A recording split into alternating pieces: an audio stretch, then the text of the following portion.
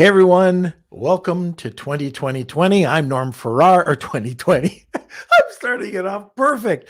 Welcome to 2022. I'm Norm Farrar, aka the Beard Guy. Welcome to another Lunch with Norm, the Amazon FBA and e-commerce podcast. Lunch with Norm. Lunch with Norm. Lunch with Norm.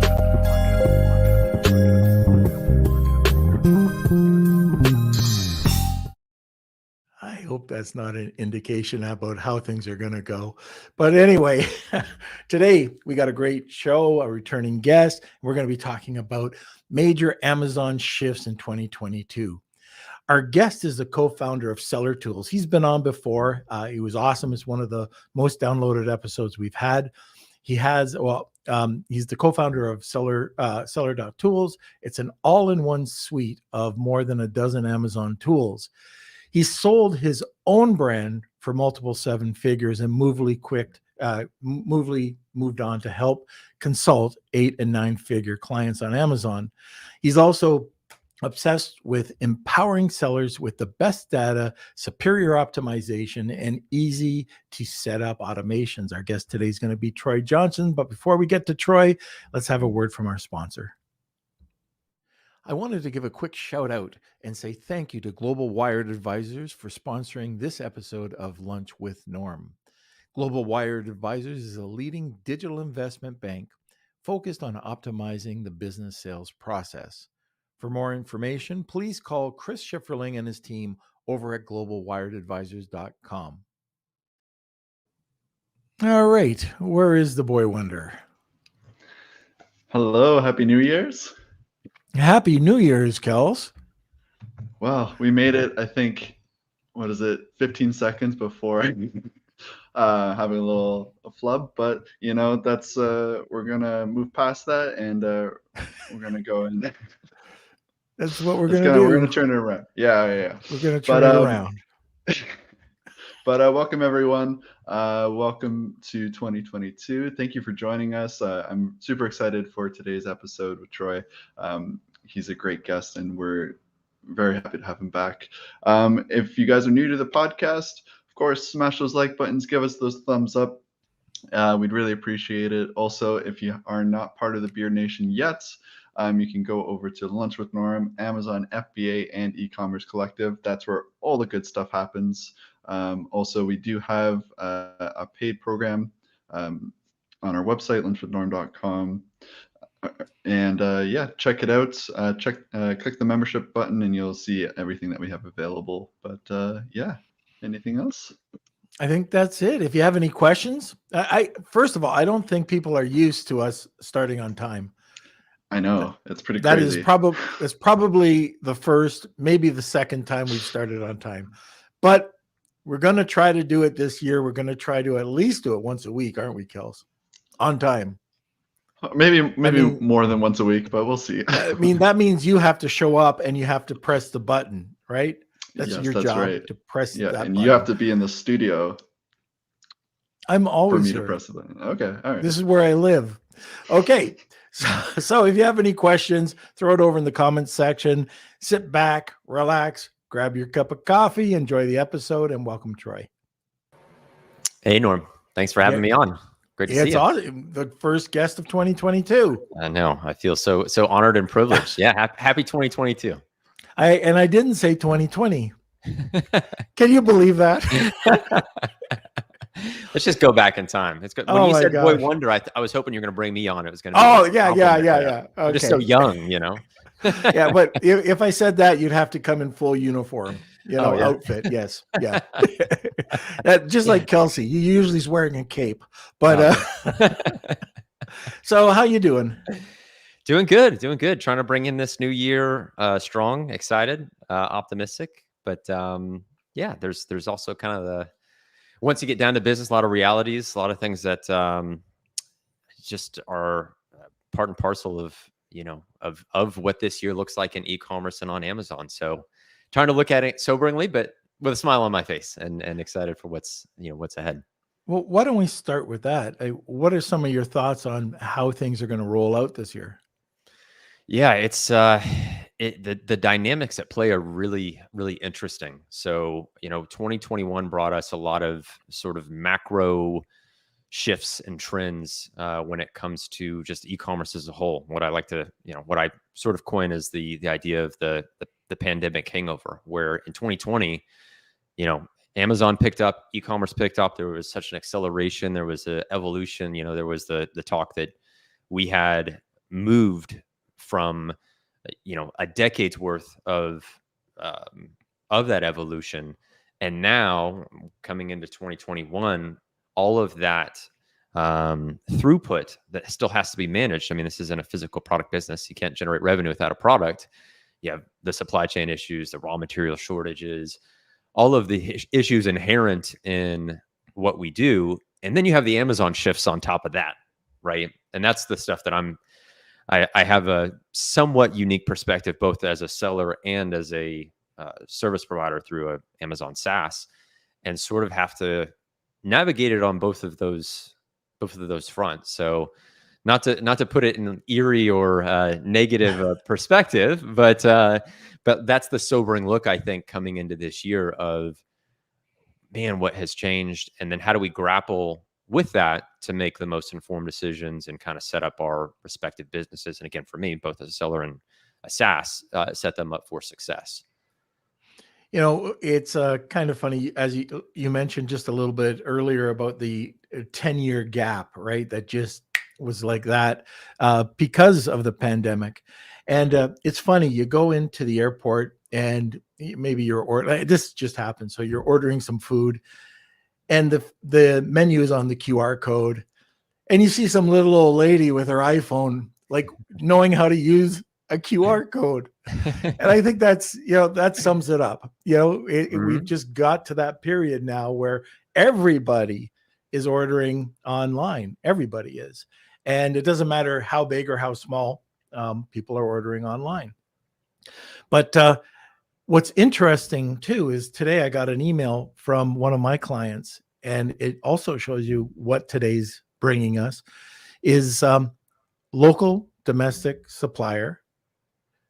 The manufacturer can't get their product in. There's a supply chain problem, and their 3-week lead time has now gone to a 14-week lead time within the States.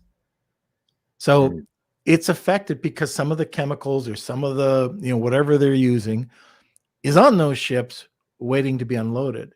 So although we do say, like now, hey, check out North America, check out South America, check out India, but even doing this locally in North America, it's got its hangups because they're waiting for resources that are coming in offshore. And it's a real problem.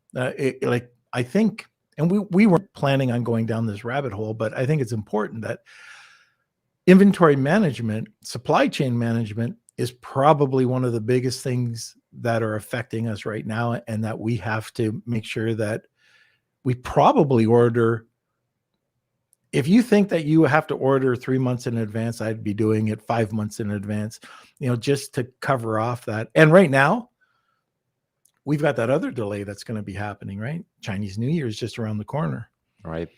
Yeah, no, it's so true. And we know that as well. We've got a brand that is, domestically sourced. It's right here in the United States. And you still have the raw materials that, that can lend themselves to needing to be sourced elsewhere. And so you still have your supply chain is impacted. So yeah, I'm right in line with you. And I think this is where when you touched on optimization, and I think this is a time where really optimizing your supply chain workflow has to be part of the conversation for brands that are either coming online or just revisiting some of the status quo. And I think for a lot of brands, the status quo has been shaken up. They've sort of had to be resourceful. But I think a fresh look at what they're allocating for budget, for lead time, being more conservative, potentially looking at getting more well capitalized if you haven't pursued funding, if you haven't even opened up to strategic partnerships. And this is where I'm always a little bit leery, because once you throw everything on the table, then you're sort of paralyzed by the amount of choices.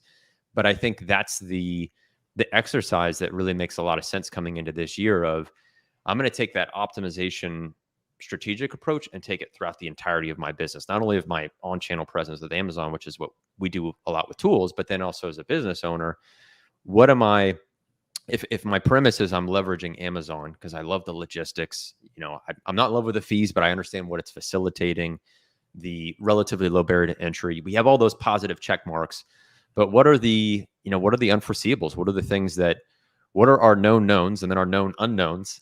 And how can we sort of map that out? And I think businesses that really have dialed in systems and processes, even though that used to be a really great competitive advantage, I think it has an exponential impact coming into a year like this, where, and I think these are definitely points we can explore. Is if you can fold that into your business makeup, I think that's where you truly can separate from the pack.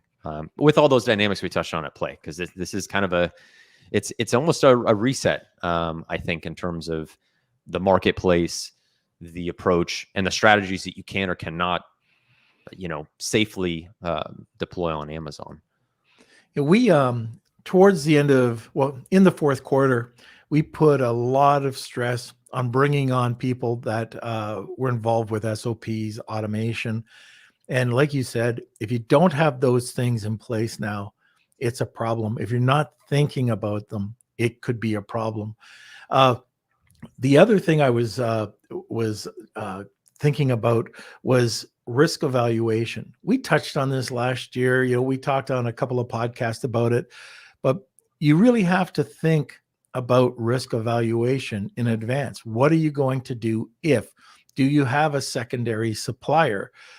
These are all things that if you think about it in advance, like we use a project management tool called Teamwork. And in Teamwork, there's a notepad. And in Notepad, you can just have a link to an SOP or to something that helps you with that risk evaluation.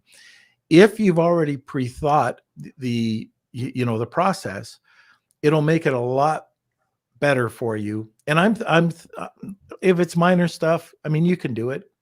But if it's more major, like an action plan, what are your action plans? What are you going to do? Who do you contact? These are all very important things. And we haven't even touched, we kind of are touching on some of the things that you do over at Seller Tools, which is a lot of automation.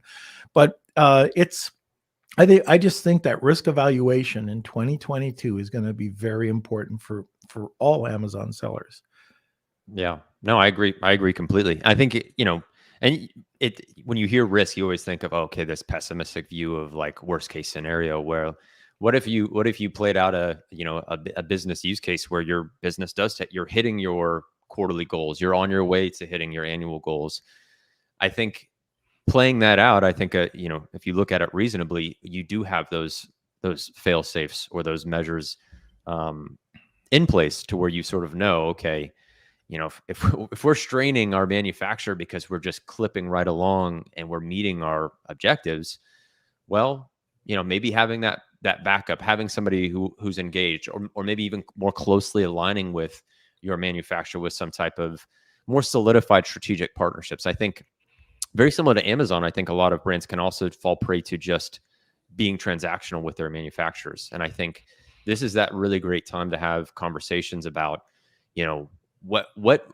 how can you build more continuity? If you're going to order from this manufacturer in a year from now, how can you relate to them your extended investment in their business and potentially solidify that, whether it's an agreement, it's a contract, even an implied understanding if that's the first step. But figuring out ways to get more creative to where you're not just simply another brand who they're the manufacturer of, that you have some type of unique standing, some type of unique relationship, and that's a part of your optimization strategy. Right. There's just so many little things that are different from 2 years ago. Last year brought, different ways of looking at things and also working off of Amazon. I don't know, you're dealing with a ton of people. What are some of the trends that you saw happening last year towards the end of 2021? Yeah, The common thread for us, and I would say this more so on the solo tool side, is that, you know, a lot of what we were known for was figuring out ways of developing more continuity with their customers, of figuring out pre and post purchase strategies to extend beyond just that transaction or relationship with the customer, and figuring out whether it's promotional, whether that's value add. The constraint they were having was purely related to inventory. It was, they were not able to, if they can't move a unit, they lessen the value and the ability to realize those transactions, to even think about extending that customer life cycle. So that was definitely the the thorn in their side, and it was challenging for us, because even though we can go back to, okay, you know, let's think about optimization, let's think about automation, there's a lot of things that we can do. The that is in the 80-20 of a sort of an Amazon business. It's really high up on that list. And you can think of it in a relative sense. If a brand is just purely being transactional, one purchase, and then you're building a customer relationship, and then over 6 months you have 3 or 4 transactions, you increase that LTV, you generate positive feedback, you welcome reviews more easily. That's a whole different dynamic. But yeah, that that inventory challenge kind of stood us in the face, and we sort of had to help, you know, try to navigate a lot of the things that we're touching on, of ways you can think about, okay, the problem is very apparent, and it was very rare that it was there's a general approaches to it, but I think often this is where a lot of business owners kind of have to think, okay, what is my unique circumstance? What are some of the unique variables at play that can lend itself to the best short and long-term solution? So I think it just injected a lot of potential creativity, but I also know a lot of first-time business owners, you know, a lot of folks just kind of getting their feet underneath them when it comes to selling on Amazon. We're just trying to grapple with this idea of, like, we know inventory is important. I can't make a buck without it. And that was, so we ended the year on a bit of a bit of a tricky note. I still want to be positive and optimistic, but that was really the tone for much of Q4. You know, one of the things we used to preach, I still preach, the more that you can turn over your inventory, the better cash flow. Unfortunately, the way that I'm seeing the cash flow game right now, or the inventory game, is that you have to buy more inventory to cover off the just in case. So, you know, just in case that your sales take off or they don't take off, you still have that inventory either in your warehouse. And that's another different play, right? This from 2 years ago, is that you have to have a 3PL. Right. Or a warehouse. If you're new to Amazon or to the podcast, that means a warehouse, a fulfillment center that can take your product, send it over to Amazon, and you're not getting stuck with huge fees over at Amazon. But at this point, just because of the supply chain issue and trying to get things out of China, you have to take a bigger hit on the inventory, which means you have to take a bigger hit on your cash flow. Now, I hope we can change that, or I hope you can just take that one big hit and then you can cut it back and just kind of every month or every 2 months get back on track. But that's something that has changed. And by the way, I know we're going down all sorts of different rabbit holes today. We are going to be talking about automation and a few other things that Seller.tools are going to be, that are experts in, and Troy's an expert in. But just before we get to that, Troy has an incredible giveaway today. I think you did the exact same giveaway on the last time you were on. And some lucky person is going to get, drum roll, what is it, Troy? It's going to be 1 free month of the Seller.tools starter plan, which will give you access to pretty much our whole suite of features to try everything out, run some new keyword research, listing optimization, competitive analysis, PPC, all that good stuff as part of our all-in-one suite you'll be able to tap into. And one of the things that we've talked about, you don't even hear this because you're not around. I don't see you in the stream, so I know you're not listening to every podcast, maybe one or two. But we mentioned your tool a lot when it comes down to being able to select not on search volume, but keywords that turn orders. And your tool is one of the very few that do that. So just that alone, somebody like whoever gets this is going to be is going to be lucky, because I love that part of your tool. I mean, there's other modules in your tool that are also fantastic, but that's the one that sticks out in my mind that I absolutely love, because I can hone in on a specific keyword, not on keyword volume. So, Right. and Kelsey doesn't know about this, but I've got a second giveaway today, and the giveaway is going to be hashtag where is Simon? I don't know where Simon Booth has been lately. I've not seen him on. If anybody can tell me, make it up, hashtag where is Simon, and we'll give you a calendar and a huge box of chocolates, but you have to be in North America. Okay. So I'm just kind of wondering what kind of answers we're going to get. All right. So back to the serious stuff. All right. All right. Let's talk about some of your tools. So not your tools, but I want to talk about tools, like the reality for tools, and what reality tools can have on an Amazon seller's account now. Like everybody thinks tools, different apps, Helium 10, Jungle Scout, it's the magic button. I don't think it is. I think you have to do other work as well. But can you give us a reality check on what you can expect from tools? Yeah, it's as we touched on in terms of last year, what we have gathered from Amazon and what's been shared, what's been passed along in terms of conduct and policies and different things that Amazon has sort of spoken about when it comes to strengthening some of the still vague language when it comes to ranking on Amazon, engaging with customers and buyers, and really how that relates to tools and the way that we have to also, and we share this challenge as tool providers as well as sellers of, we've got to make sense of this vague but seemingly broad language. Because what we want to do, and this is a vision of Seller Tools, is we want to give our users a distinct and unique advantage. And the 80-20 of success on Amazon boils down to things like ranking and reviews, getting your products more visible to generate more revenue, and reviews reinforce that through the social proof and generate more conversions on platform. And so that's one sort of big dynamic at play, is how we treat what has been shared. It was first a forum post, and now it's been folded into the code of conduct, and then how that shows up into tactics and ways that we can support those tactics for ranking and reviews. The other equally big update that has come through, I would kind of put this as a second pillar, and there's a third one, but the second one is that Amazon has now been rolling out their own extended tools that utilize first-party data. And first-party data is essentially just to say Amazon data.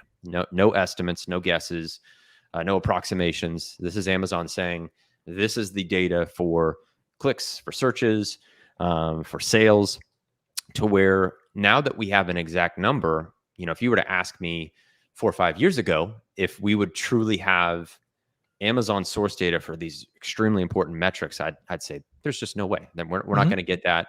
Amazon supports this cottage industry that is Amazon tools, and we all sort of and have gotten accustomed to using estimates. And so now there's been this shift of, okay, we have the source data. It's it is the best data just by virtue of who is the source. And now we have to think about how we can leverage it. And again, I view this as both a seller and service provider, but that is another substantial shift, sort of tide shift when it comes to Amazon as a whole.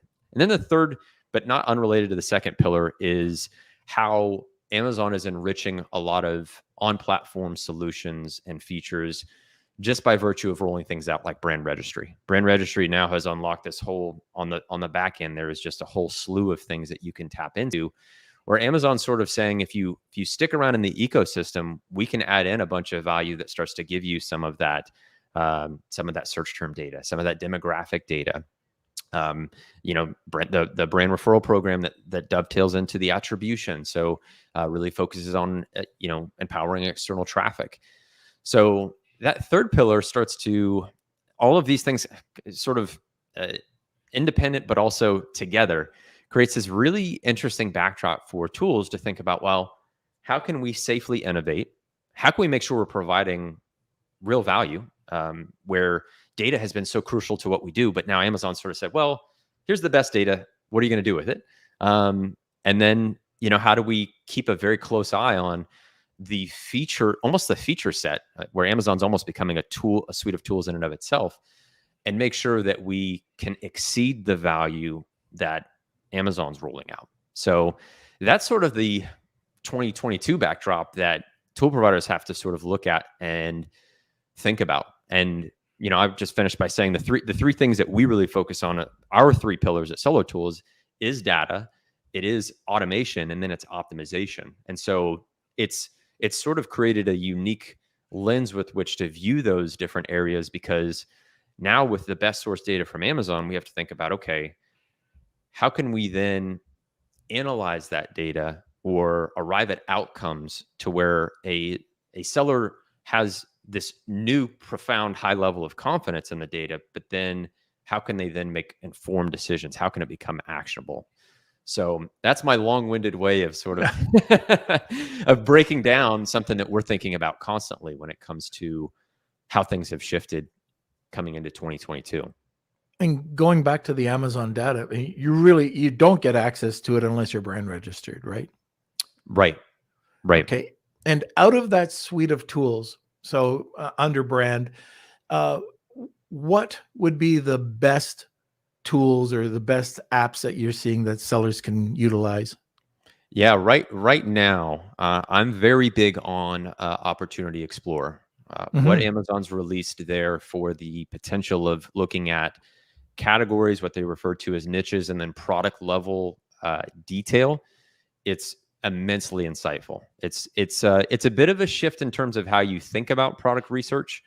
As an example, Amazon looks at like 90-day chunks. So they're sort of giving us the carrot, but saying, here's a half a carrot, like, adjust the way that you think instead of 30-day or even 1 day. We have a lot of users that really appreciate, like, single day analytics.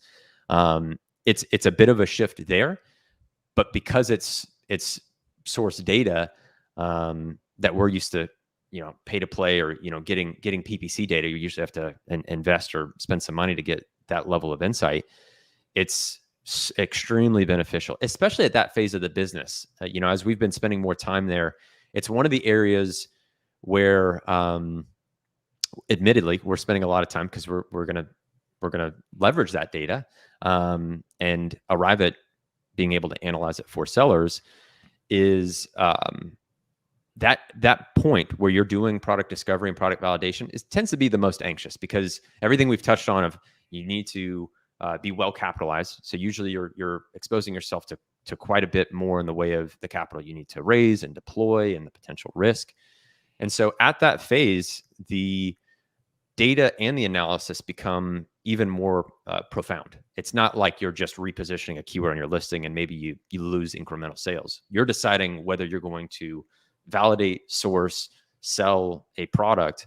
And so the value of the data itself, but again, the analysis is really crucial. So, but that's definitely where we're spending a lot more time. And it breaks down from products to search terms.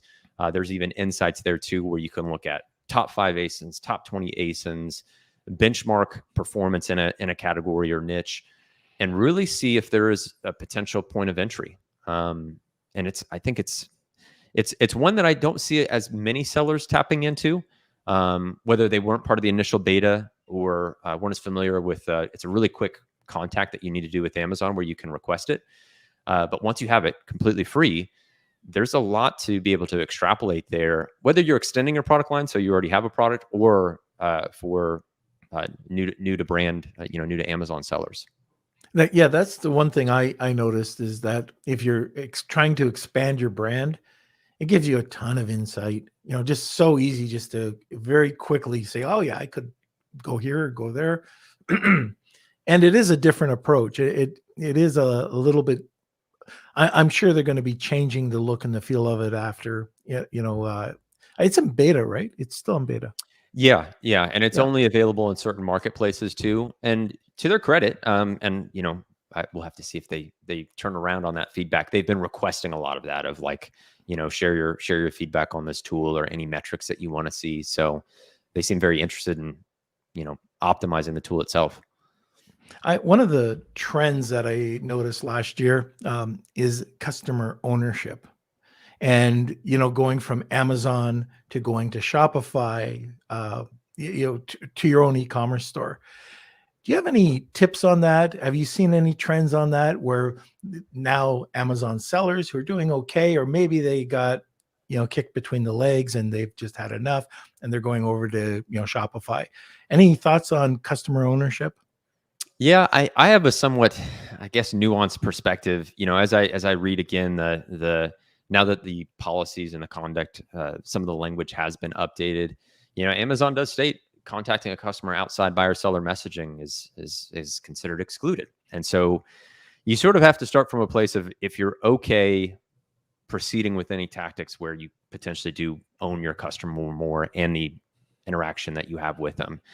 I fall on the side of, if you treat that customer the same way Amazon treats their customers, you tend to be safe, and you're not adding any incentives or anything that's obvious. Because what happens, and I see this all the time, Norm, where on Facebook somebody sees the most extreme example of somebody incentivizing for reviews, and then that gets automatically linked to, well, inserts are bad, and the execution matters with these types of things. And so really what I encourage is, if you can hop over that first hurdle and you feel comfortable even engaging with customers outside buyer seller messaging, then it is, what kind of value can you exchange easily and effortlessly? And this, again, usually is post-purchase is my favorite, because it's every potential customer.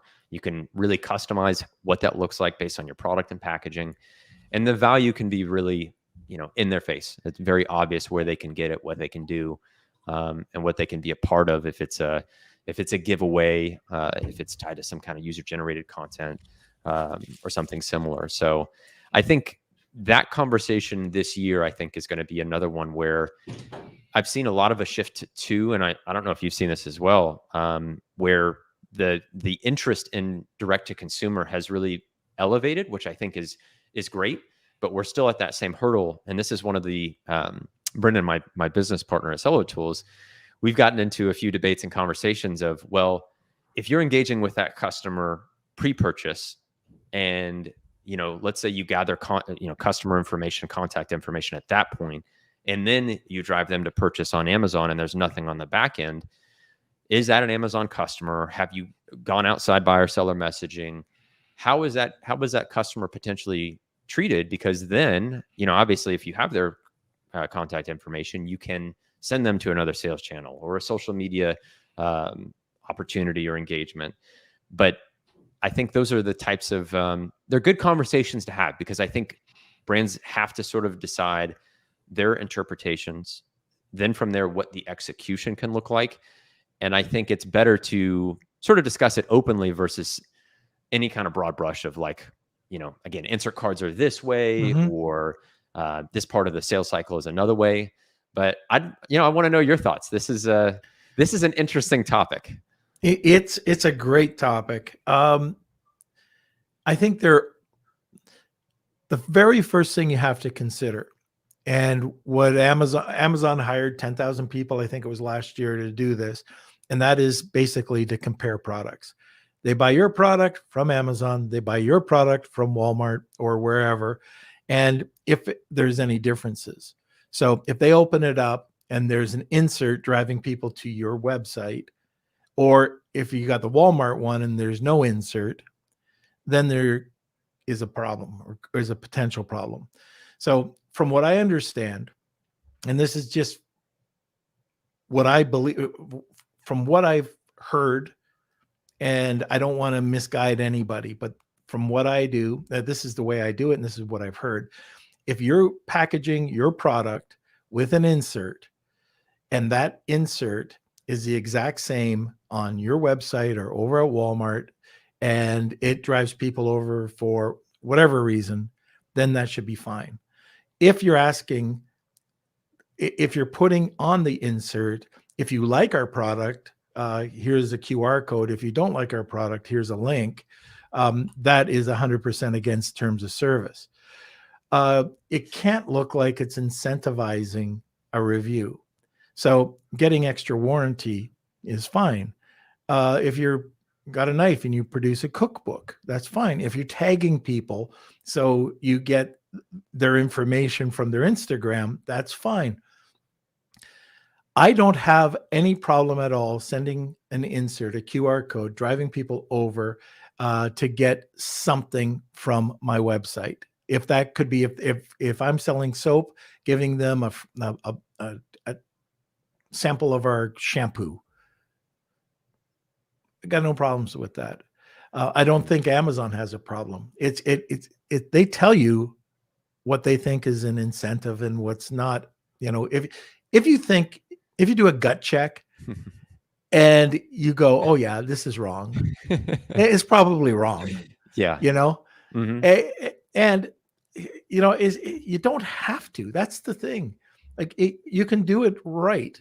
I talked to Paul Barron about this. You know, he does a lot of this type of thing when we do, between him and I, we do all sorts of different types of inserts. But, you know, he's got some really great ideas about, you know, how to drive traffic over to a site just to be an influencer. You know, people like your product. Hey, okay, great. Grab their name. And then, you know, we need to do it. That's one thing. So here's one we're running with one of our clients. They're running TV commercials. They just started. Well, their e-com spiked off their Shopify store. Their Amazon spiked because people went to the website and said, oh, I'd rather buy on Amazon. Well, this comes back to your question. That was a pre-purchase, which went over to their site, which ended up over on Amazon. Should that be their client? You can't. Obviously, you can't. You know, you can't approach those people unless they click QR code for warranty. The other thing is on your Amazon listing that could drive traffic over to your website is that if you put your product documentation up, so under product manager, what is it called? Manage product documents under inventory, you can put a wide variety of different documents up. People see it. It could be instructions. It could be directions. It could be whatever, troubleshooting, but people aren't doing enough of that. And then when people see that you're not, like for us, right? They'll go to your website because your name's on it and to check it out. Now, if your website looks like it's consistent and good and high quality, you don't even have to have a pop-up that comes up. We do all the time, but you know, we have a pop-up. But if they think it looks great, then they're going to fill in their information. And I'm telling you, I don't know what you think about this. I preach this. Matter of fact, the company PR Reach, I preach it. Content is everything. If you can drive, it's not only good for SEO, but if you can show people about your product and give them the information that they're seeking, they're going to love you. And the trick is not to put all of your products on Amazon. If I sell soap, I might put 5 out of my 10 or 7 out of my 10 cents on Amazon. The other 3 you have to go to my site to get. So there's a lot of little tricks. And then the other thing to this, and I'm going on this, but the other thing that I notice a lot, I had one client that had 280,000 emails and never did an email campaign. So it's what you do with your customers as well. You know, creating a sales funnel, creating an email campaign, doing an SMS campaign, which I really sucked at until I had an SMS expert on, and they said, you know, you're missing out on a ton.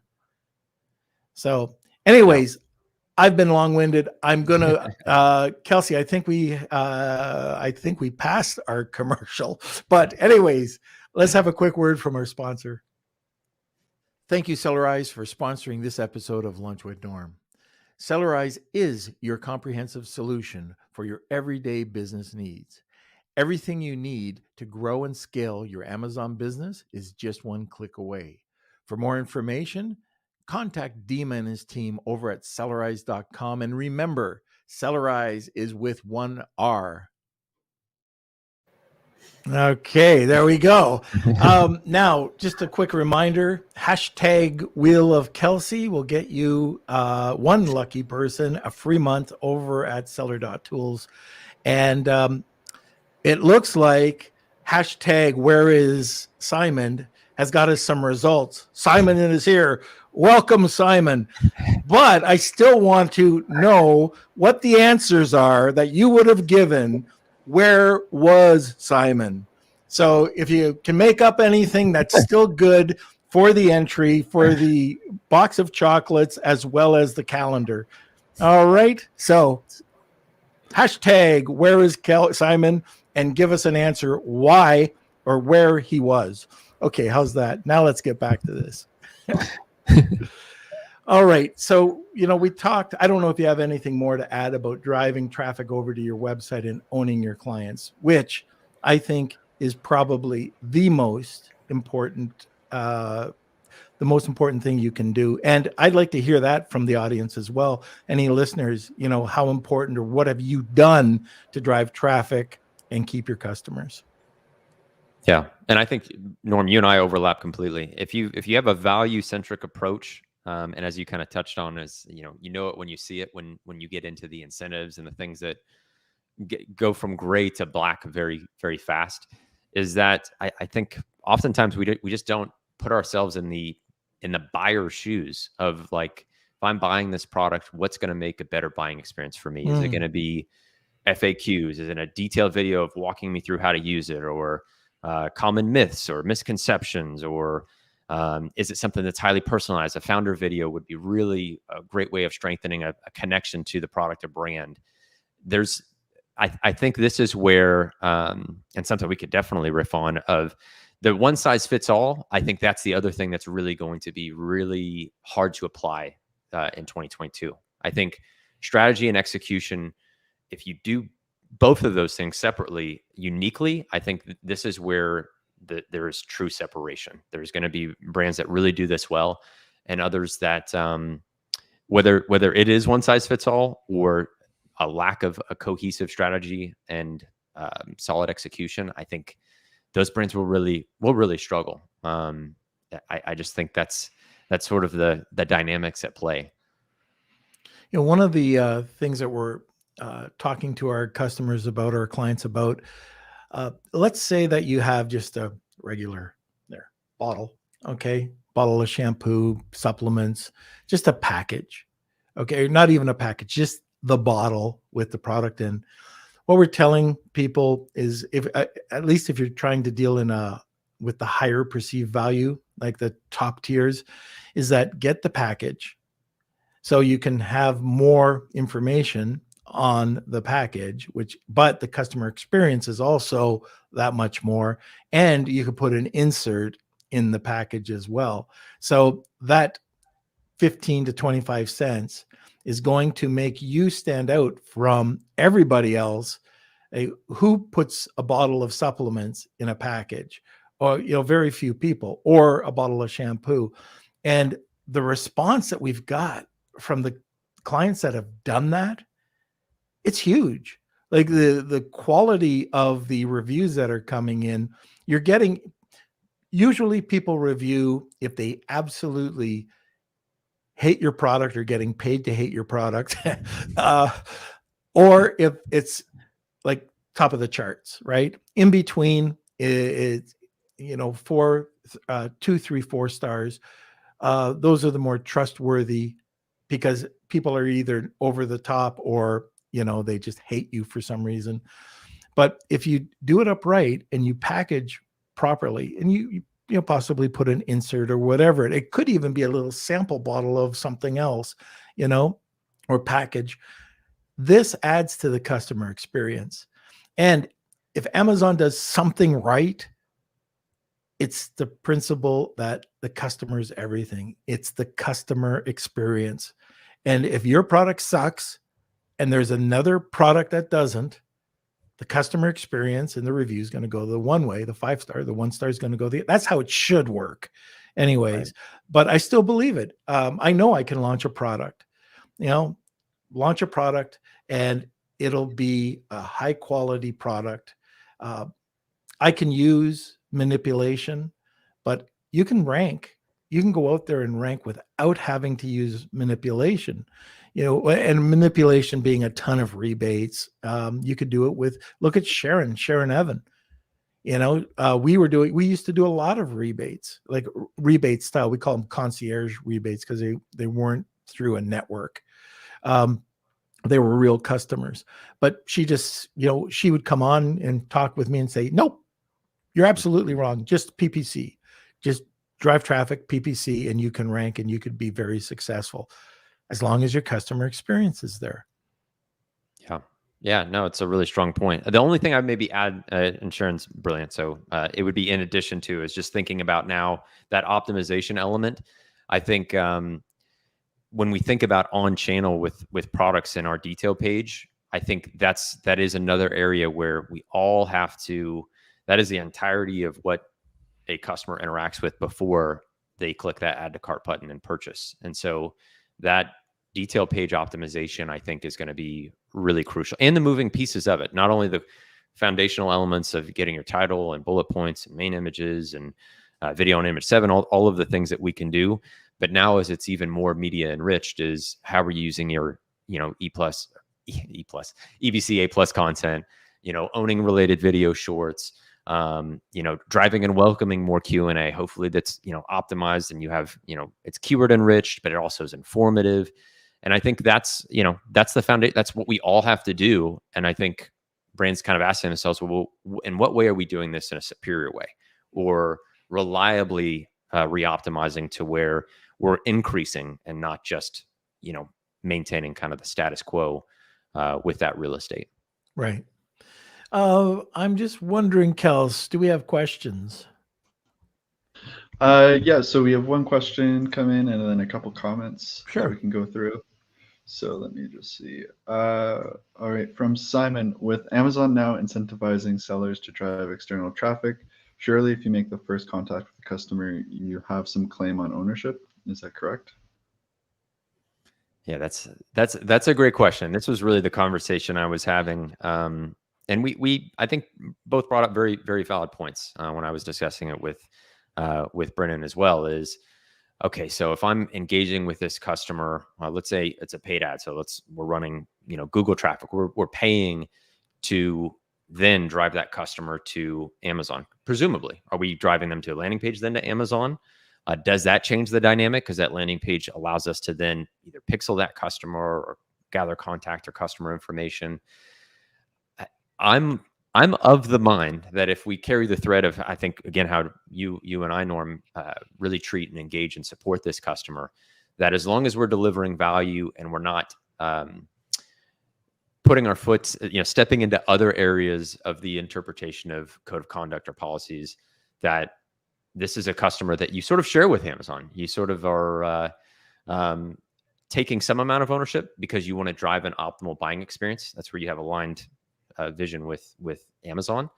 But I would also say I sort of see the other side too, where if Amazon is really using some of that vague language, one of the analogies we always use, I'm probably people are probably tired of me saying it, is the Google SEO example.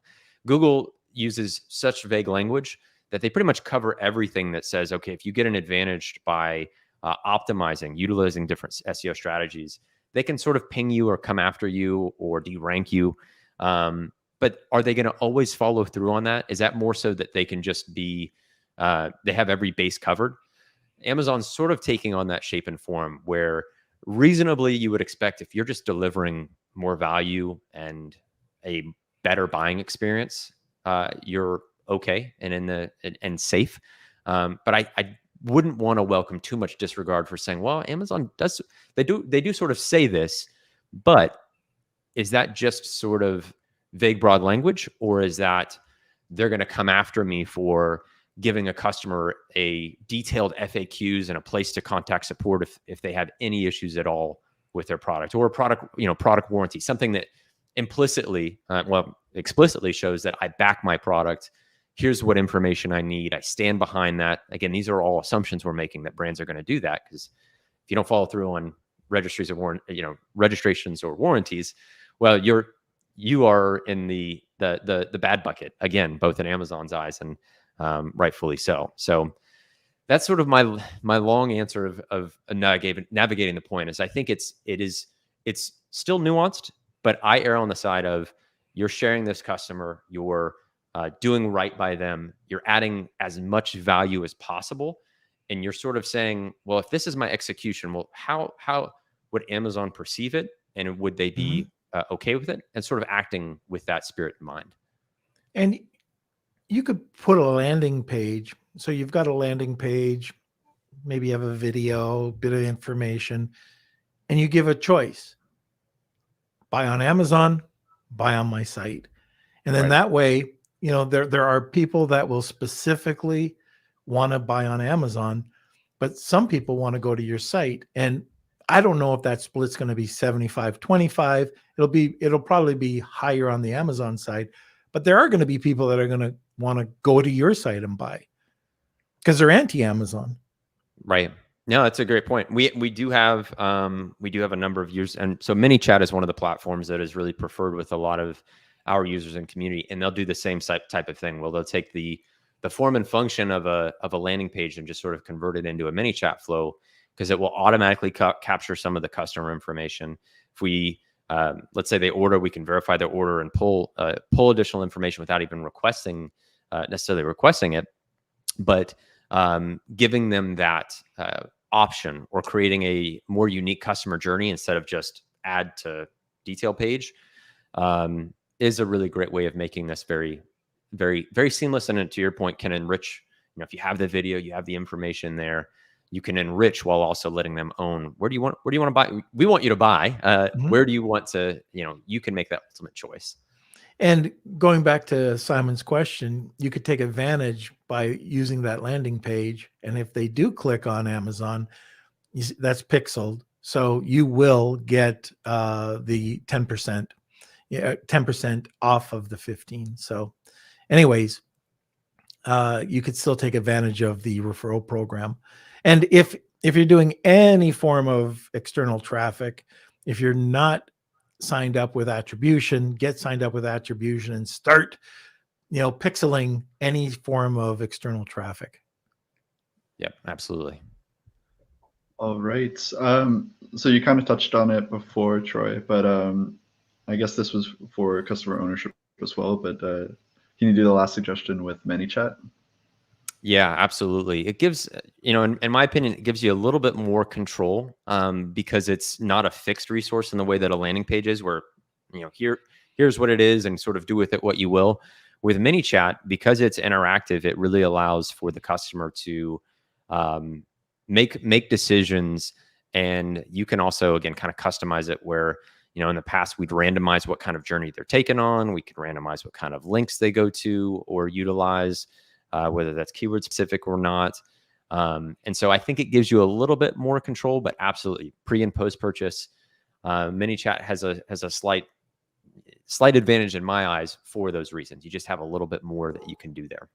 And just to give you a little plug, over at seller.tools, you do have a lot of automated ManyChat flows already created, haven't you? Right. Yep.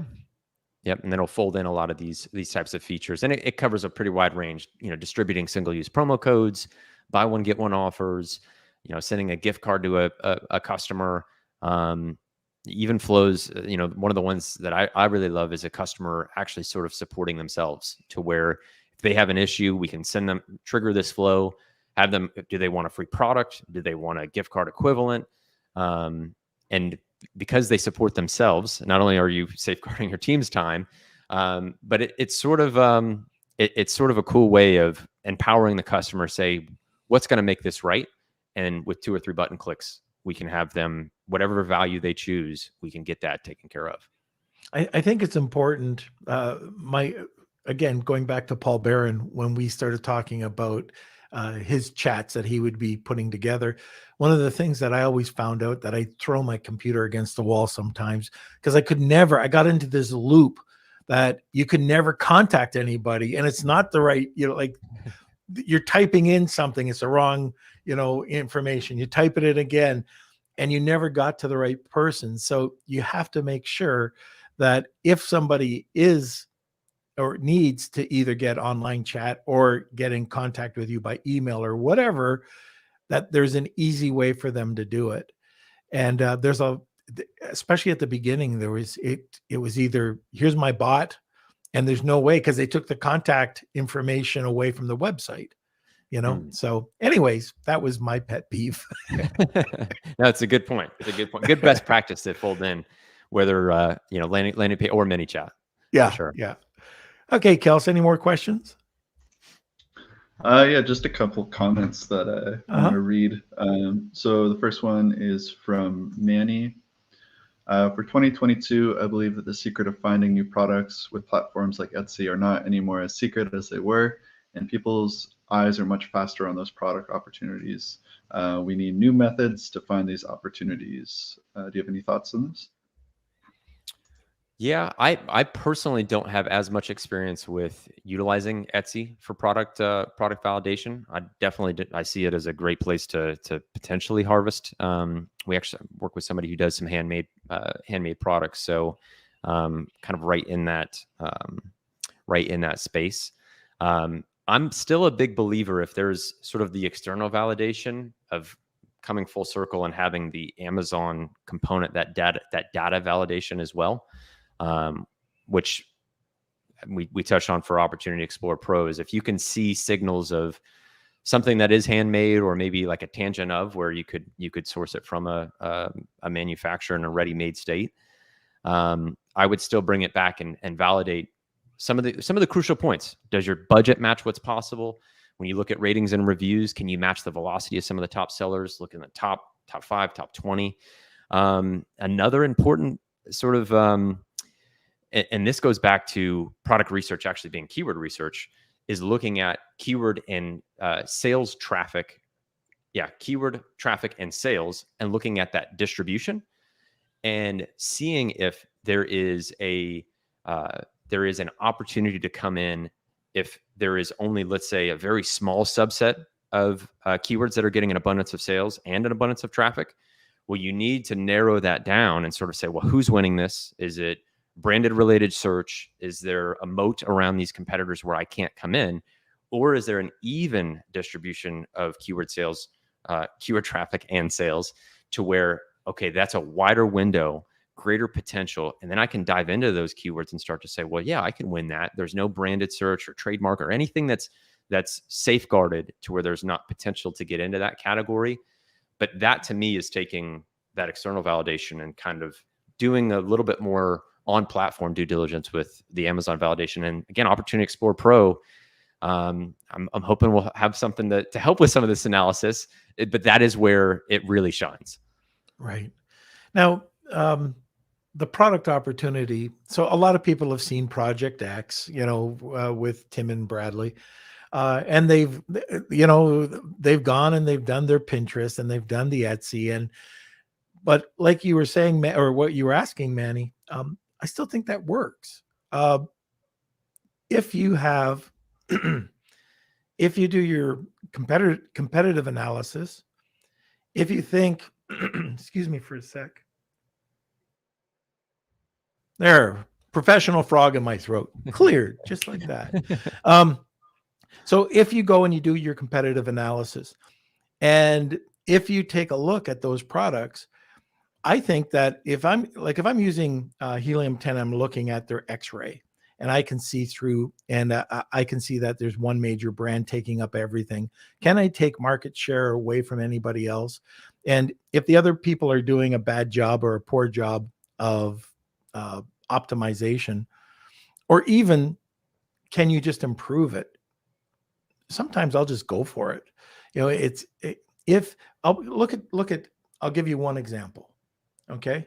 And this is in my niche, Dr. Squatch. Dr. Squatch. Okay. They do millions of dollars a month. It's bar soap. They came on a year and a half ago. They completely dominate that area now. And it's men's scents. Their packaging, I think their packaging's okay. Maybe I'm wrong. Maybe it's fantastic. I think it's okay. I think their listings are okay.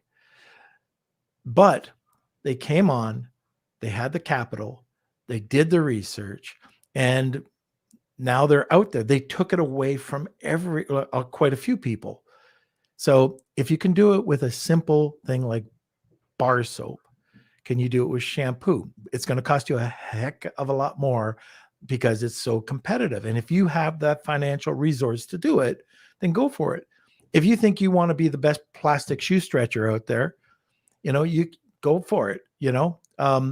If you can think you can beat the other 10 or 12 or whatever there is, 50, if you have better plastic, if you have better metal, if you can innovate the product, these are all things you have to take a look at. Amazon is definitely still an area where you can make a lot of money. You just have to do it a lot smarter than before. It's all about brand now. I don't care. There used to be people that came on and would, they would say you don't need brand, sell product arbitrage. And still you can sell product arbitrage, but they would sell a product, not a brand.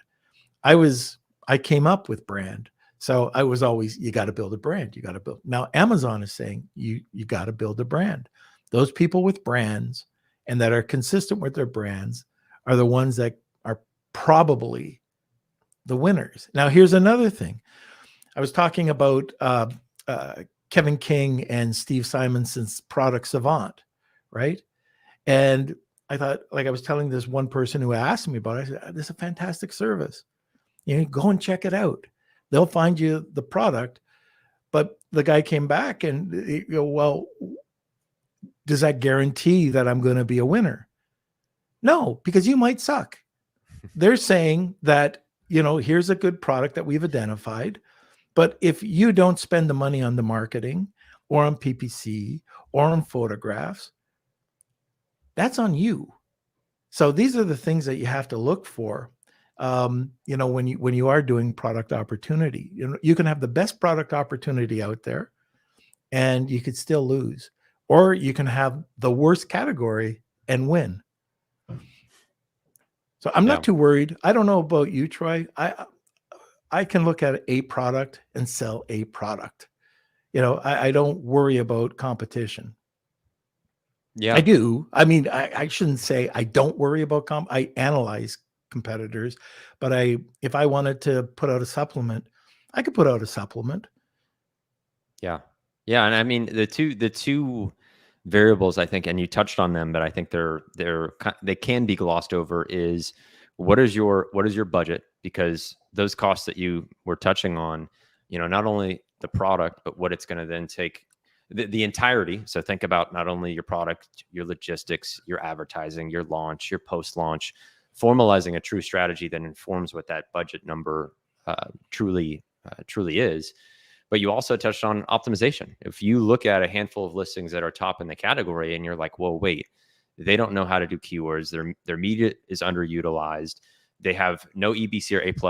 And we've seen Amazon hype that time and time again of 10 to 15% bump.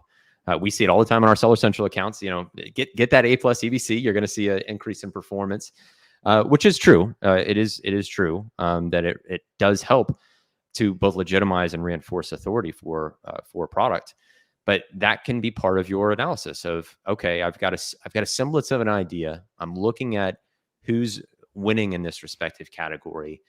If I have the know-how and I can see there's missed optimization for these listings, well, I can come in and just simply do a better job and greater follow through.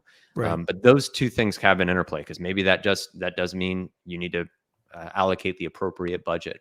So knowing your numbers is important, but those are, I think, crucial, if not And hopefully it's not at the scale, at a very large scale of overlooking the importance of your budget. But the optimization piece is another one. I think, again, detail pages is so crucial, because when we talk about external PPC, we talk about on-platform PPC, everything comes back to the central place, and that is your detail page. And that is, that's where the conversions are realized. Right. So it's really crucial to get it right. Yep. Very good. Next question, Kels. All right. Well, I think we're coming up to the close now. Okay. Just one last comment from Tony. Sure. I did an A/B test on new products selling well. Once I turned off PPC, sales died. Same for Google and Shopify. So that he was just talking about the external traffic. And from Manny, yes, that's the point. Being smarter and dynamic with the product you've chosen. Don't be afraid to change and improve based on the reviews and the need of the customers. So thank you for your comments. It's really appreciated. I like to always hear from the Beer Nation and their thoughts on these different things too. So Kels, I just want to go back to Tony's for a second. So the turning off PPC, I forget who we had on, PPC expert. I'm not sure if it was Ritu or if it was somebody just recently. And they were saying that if you turn off your PPC because you think, maybe you've got a higher ACoS and you decide that you want to turn it off, what you're not realizing is that there are a lot of organic sales that come through because people are not going to click on that sponsored ad. There are some people that don't trust sponsored ads because it's a paid placement. So they'll go to an organic sale. And so the organic sales, because let's say that, you might be top position with your PPC, and then you're number 3 or number 4, they recognize it and they click it. And especially if you're utilizing, going all around the page, right? You've got your header, you got your display, and then your PPC on the bottom. That's just that's just a psychological warfare when it comes to getting sales, but it costs more. But at the end of the day, like if you turn off your PPC, you will automatically see your PP sales go down, of course, but also your organic listings go down. So just kind of keep that in mind. Yeah, it's a great point. We always leave auto even on a very small budget, and my stance is with exact match, budget willing is break even if not overspending. The diversity of different ad types, I think, could lend itself to where so many of us were seeing increased CPCs, and our ACOS was ticking up. That with the variety in ad types that could potentially offset it. But that's more of my stance is, just being more aggressive on those crucial keywords, and then isolate them to run essentially discovery campaigns with broad and phrase match. Okay. All right. So before we get to the Wheel of Kelsey, you want to give us a little bit of information about the tools, seller.tools. Absolutely. Yeah. So we actually do offer quite a bit that is for free. We have a Seller Tools Chrome extension that's going to cover things like LQS Pro. It's our listing quality score tool that will give you an in-depth analysis of the optimization of a listing. So as we've been touching on today, definitely encourage others to check it out. It also includes review request, review downloader, keyword insights. Let's see, am I forgetting it all? It's a long list. Enhanced search data. So there's a lot that you can get for free through our Chrome extension, and I think I touched on it. So I'll share a teaser here. Is that there may be more coming that's going to utilize some of that Opportunity Explorer data. So we're really excited about that. And then that's even separate from our platform, which you can also start for free. As you just use more, you'll move into the paid plans, but we cover keyword research, listing optimization, alerts, PPC, automations for things like our ManyChat flows. You can use them for landing pages as well. But it's truly meant to be an all-in-one suite of taking you through discovery research, optimization, and then ongoing optimization and management for your store. And it plays nicely with the Chrome extension, where you can do that keyword research, plug it into your listing through our listing manager, and then see how optimized you are as you get that listing live and check that over time. Very good. All right, Kels, I think it's that time. All right, you got it. Here we go. It is the Wheel of Kelsey. It's time for the Wheel of Kelsey.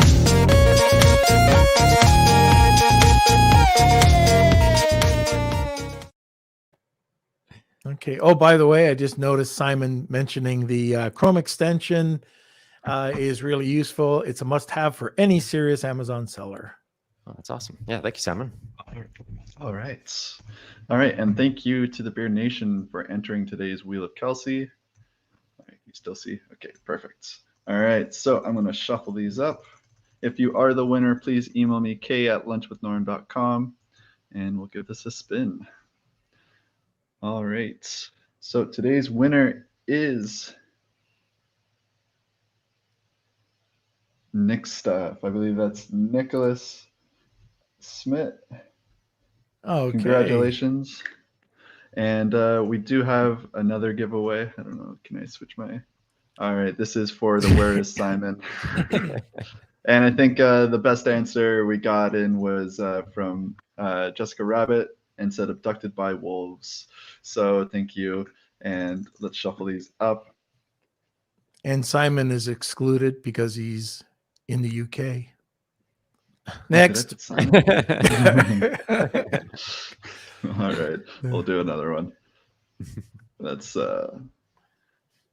Here, why don't we do this? For the three people in there, they all get the prize. Oh, there you go. all right. Fantastic. So that's All right. All right. Okay. All right. So that's it for today's show. If you want to learn more about seller.tools, seller tools, just check it out. I think Kelsey put the URL in the comment section. Troy, thanks for coming back. It's awesome. Thanks for having me. Yeah. Here's to a great year ahead. Yeah, and hopefully we don't see you in 2023, that you're back in 2022 for another great podcast. Yeah, exactly. Hey. All right, sir. Well, thank you for coming on. Thank you, Norm. Appreciate it. All right. We'll see you later. Okay. So thank you, everybody, for tuning in for our first podcast of 2022. Kelsey, who do we got coming in on Wednesday? We have Rail Klein. He is the app developer of nozzle.ai, I believe. Okay. Yeah, so check it out. He's a new guest. It's the first time we're having him on. But yeah, it's going to be a great episode. This was a referral, actually, and we're going to be talking about the heavy price Amazon sellers pay for not knowing their customers. So That'll check be it good. out. Yeah. And yeah, also for those joining us, because this is a live show, we highly recommend you hit those three dots if you're watching from Facebook and press the push notifications. You'll go live you'll get a notification every single time we go live and you won't miss anything. And for us YouTubers, hit the little bell and the subscribe button. Those will get you those alerts when we go live if you don't want to forget, which I highly recommend not forgetting. So you can get in your Wheel of Kelsey. And also smash those like buttons if you enjoyed today's episodes. Also, feel free to let me know topics you'd like to hear, guests you want to hear. You can message me on Facebook. I'm just Kelsey Farrar. Or you can email k@lunchwithnorm.com. I'd love to hear your feedback. What do you think we can improve on? We're starting this new year, and we want the very best for our Beard Nation too. So let us know. Join the Facebook group, Lunch with Norm, Amazon FBA, and E-commerce Collective. And yeah, I think that's it. All right. We do have a word from our sponsor. Yes, as well. we do. There you go, Kels. All right, here it is. Hit that Thank button. you, Z.co, for sponsoring this episode of Lunch with Norm. Are you looking to take your e-commerce business from local to global? You can with the help of Z and their brand new app. That's right. You can track live shipments with push notifications, get detailed lead times for each stage of your shipment, and store all compliance and VAT reclaim documents in the palm of your hand, all while listening to Lunch with Norm. Ready to expand your e-com empire and take your Amazon FBA business global? Use the link in the description to learn more about Z's new app that's now available on desktop and mobile. That's z.co, ZEE.co. Okay. So, Kelsey, do you have anything Mhm. else to say, or can I do my thing? You can do your thing. All go for right. it. Thank you, sir. All right. Tune in every Monday, Wednesday, and Friday at noon Eastern Standard Time. Thank you, everybody, for joining us today. Thanks for being part of our community. We could definitely not do it without you, and we will see you on Wednesday. Lunch with Noam.